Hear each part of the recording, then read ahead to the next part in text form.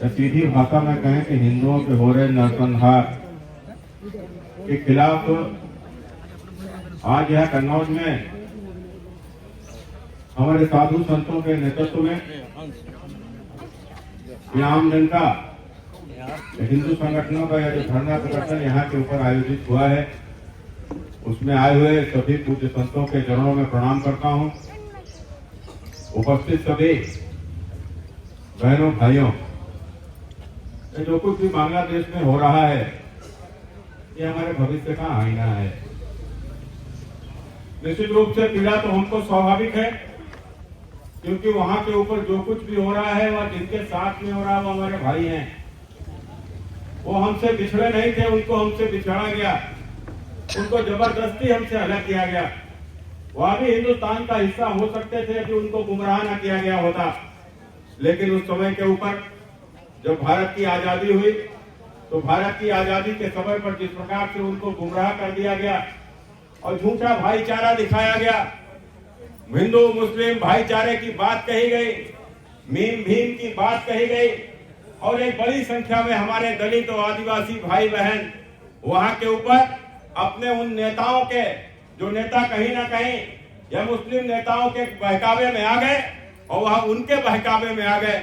और उस समय पर जोगेंद्र नाथ मंडल के कारण से उनके 8 लाख से भी अधिक अनुयायी या जो बांग्लादेशी, जो आज जो बांग्लादेश में जो हिंदू है, या उनके कारण से ही वहां के ऊपर रुक गए थे, न तो वह भी आज भारत का हिस्सा होते और उनको इस प्रकार के अत्याचार सहने ना होते।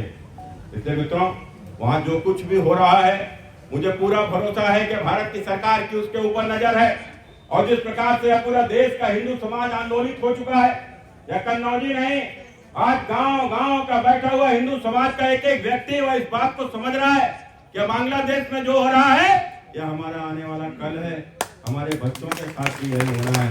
यदि हम अभी न कहते, यदि हमने अभी अपनी आंखें न खोली, तो निश्चित रूप से हमारे साथ भी यही होगा, उसको रोका नहीं जा सकता, क्योंकि भारत की तो राजनीति इस प्रकार की हो गई है। आप सब ने देखा होगा हमारे देश में क्या हो रहा है, जब बांग्लादेश में तो हो ही रहा है, तो हो रहा है, लेकिन आपने देखा हमारे हिंदुस्तान के भीतर क्या हो रहा है, और हिंदुस्तान में भी उत्तर प्रदेश के भीतर क्या हो रहा है। अरे कोई सोच सकता है कि उत्तर प्रदेश में योगी आदित्यनाथ जैसा मुख्यमंत्री हो, उस उत्तर प्रदेश में भी जिहादी बहराइच में उतर आएंगे, उस उत्तर प्रदेश के भी जिहादी संभल में उतरकर और यहाँ के पुलिस से टकरा जाएंगे।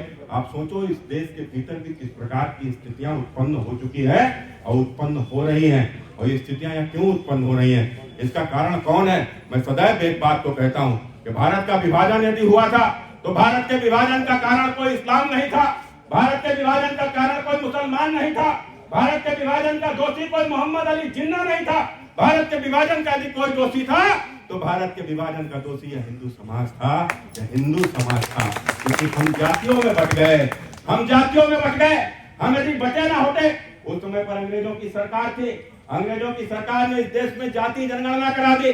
जाति जनगणना के कारण से तमाम जातीय क्षत्रप नेता खड़े हो गए, और वह जब जातीय नेता खड़े हो गए एक दूसरे को गाली देने लगे, एक दूसरे की जाति को नीचा दिखाने लगे। उसका परिणाम आया कि हमारे आपस के दिलों में इतनी गहराई हो गई, इतनी गहराई हो गई कि मुस्लिम लीग को मौका मिल गया, भारत का विभाजन हो गया। और आज भारत के विभाजन का यह परिणाम है, जो कुछ भी बांग्लादेश में हो रहा है, जो कुछ भी पाकिस्तान के भीतर हो रहा है। इसलिए मित्रों, यह बात तो कहा गया है, आपने देखा होगा अभी हरियाणा में चुनाव हुआ, और हरियाणा के चुनाव में किसी ने कल्पना भी नहीं की थी, भारतीय जनता पार्टी वहां के ऊपर बड़े प्रचंड बहुमत के साथ में जीती। महाराष्ट्र में तो किसी ने सोचा ही नहीं था कि ऐसा भी परिणाम आएगा, लेकिन महाराष्ट्र में आप सब ने देखा कि किस प्रकार से भारतीय जनता पार्टी को बड़ी विजय मिली। इस विजय के पीछे कारण क्या है, इस विजय के पीछे केवल 2 ही नारे हैं। एक नारा बटोगे तो कटोगे, और दूसरा नारा एक रहोगे तो सेफ रहोगे। या मित्रों, यह बटोगे कटोगे ये नारा नहीं है, ये बटोगे कटोगे सच्चाई है। 1000 साल की, पिछले 1000 साल की सच्चाई है। हम राज्यों में बचे थे, या जिहादियों को मौका मिल गया, या हिंदुस्तान में घुस गए। न तो सोचो, या आए थे, या बाबर 10,000 की सेना लेकर आया, या ईस्ट इंडिया कंपनी 10,000 की सेना लेकर आई, 10,000 की सेना लाकर हिंदुस्तान के ऊपर लंबे समय तक शासन किया। तो कारण क्या था? कारण यही था कि हम राज्यों में बटे हुए थे। एक राज्य के ऊपर हमला हुआ, दूसरे ने कहा ठीक है, इसके साथ तो यही होना चाहिए, बड़ा बदमाश है। दूसरी बार तुम्हारे ऊपर हमला हुआ, तीसरी बार तीसरे के ऊपर हमला हुआ। एक एक करके वह हमला करते चले गए और जिसके ऊपर हमला करते थे वहां की राज्यों की सेना लेकर अपनी सेना को मजबूत करते गए और पूरे हिंदुस्तान पर सदियों तक शासन किया, हमारी संस्कृति को नष्ट कर दिया, हमारी शिक्षा को नष्ट कर दिया और तो और हमारी बहन बेटियों को उठाकर और उनके साथ में जबरदस्ती उनका निकाह कराकर और अपने मुसलमान बच्चे इस देश के भीतर पैदा हुए या इस देश के भीतर हुआ है। और इसलिए आप सबने देखा होगा आज जो कुछ भी आज की जो राजनीतिक परिवेश में जो कुछ साफ दिखाई पड़ रहा है, यह हमारा भूत वर्तमान है, हमारा भविष्य तीनों हमारे सामने आंखों के सामने है। हमारा भूत क्या है? हमारा भूत हमारा संभल है, हमारा भूत हमारी अयोध्या है, हमारा भूत हमारा काशी है, हमारा भूत हमारा वृंदावन मथुरा है। आखिर क्या कारण था कि हमारे भगवान जहां आराध्य जहां हम पूजा करते थे सदियों से, उनको ही ध्वस्त करके मस्जिद बनाई गई। आपने सुना कभी अंग्रेज भी तो आए, अंग्रेजों ने कोई मंदिर ध्वस्त करके कोई चर्च बना दिया हो तो आपने सुना ही नहीं होगा। लेकिन हमारे जो प्रतिष्ठित मंदिर थे, मठ थे, उनको तोड़कर उनके ऊपर मस्जिद बनाने का कारण क्या था? कारण यह था कि तुम्हारा अस्तित्व को ही समाप्त कर देना चाहते थे। वो तो धन्य हो इस देश के साधु संत, वो तो धन्य हो इस देश की महिला शक्ति कि जिन्होंने हमारी संस्कृति को अब तक जीवित रखा, न तो हम तो कब के समाप्त हो गए होते। और उसके बाद भी मित्रों, उसके बाद इस देश में भी किसी को धन्यवाद देना चाहिए तो राष्ट्रीय स्वयंसेवक संघ को देना चाहिए, राष्ट्रीय स्वयंसेवक संघ को देना चाहिए, जिन्होंने देश के जात पात में बटे इस देश को जातियों की खाई को बांटते हुए और जिस प्रकार से लोगों को एकजुट करने का काम किया है। इसलिए मैं इस बात को जिम्मेदारी के साथ में कह रहा हूँ मित्रों, आज जब मैं बात करता हूँ कि हमारे भूत, तो मैंने जैसा क्या बताया, या संभल, या मथुरा, या वृंदावन, या काशी, यहाँ की बनी हुई मस्जिदें, यह हमारा भूत है। हमारे अस्तित्व को बेचकर हमारे मस्जिदें बनाई गई और हमारा वर्तमान यहाँ बांग्लादेश में दिखाई पड़ रहा है और यही हमारे भविष्य में बदल जाएगा। इसलिए आप सबसे मैं इस बात को कहने आया हूँ मित्रों, मैं यह नहीं कहता इसको रोका कैसे जा सकता है, सेना ताकत से इसको रोका नहीं जा सकता।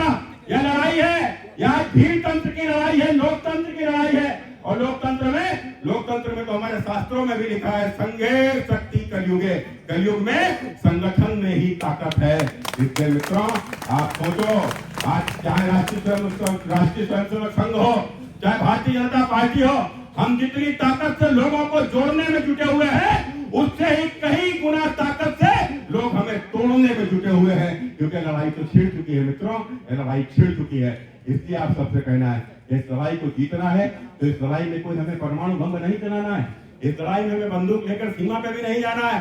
यह लड़ाई तो हम जीत जाएंगे जब हम एक हो जाएंगे, और जब हम एक हो जाएंगे तो यही हमारी ताकत होगी जिससे सामने वाले मित्रों निश्चित रूप से नतमस्तक हो जाएंगे।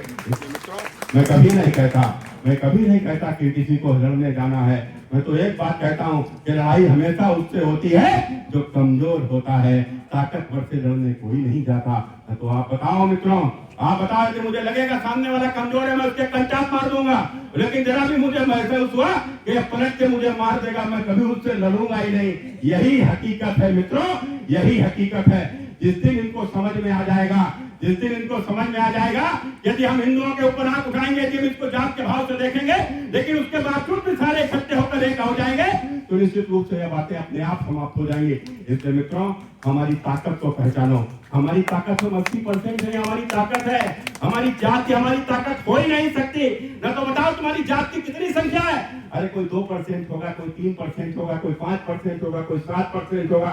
कितनी ही जातियां हैं जो 1% भी नहीं है। अब आप बताओ, यह जाति जनगणना कराकर आखिर कारण क्या कराना क्यों चाहते हैं? क्योंकि यह छोटी जातियों के अंदर एक इस प्रकार का भाव पैदा हो जाए, वो अपने आप को दुर्बल महसूस करने लगे। इसलिए मित्रों, हम यदि जात की बात करेंगे तो हमारे मन में दुर्बलता आएगी, हमारे बच्चों के मन में दुर्बलता आएगी। लेकिन हम अगर हिंदू की बात करेंगे तो जात में जहां हम 2% है, तो हिंदू होने पर हम 80% है। और यही हमारा आत्मबल है, यही हमारी ताकत है, और यही हमारे बच्चों का भविष्य है, यही हमारे भारत का अस्तित्व है मित्रों, यही भारत का अस्तित्व है। इसलिए अपने अस्तित्व को पहचानिए, लोगों को एकजुट रहने का संदेश दीजिए, अपने बच्चों को एकजुट रहने का संदेश दीजिए, अपने मोहल्ले के सभी बच्चों को इकट्ठा करिए और कम से कम वो प्रयास करिए कि मोहल्ले का एक दिन तय करके हम लोग कोई भी एक दिन तय करके किसी भी वहां के ऊपर अपने देव स्थान पर इकट्ठे हो, एक दिन जरूर हम लोग इस काम को करें और वहां के ऊपर चिंतन करें। जब चिंतन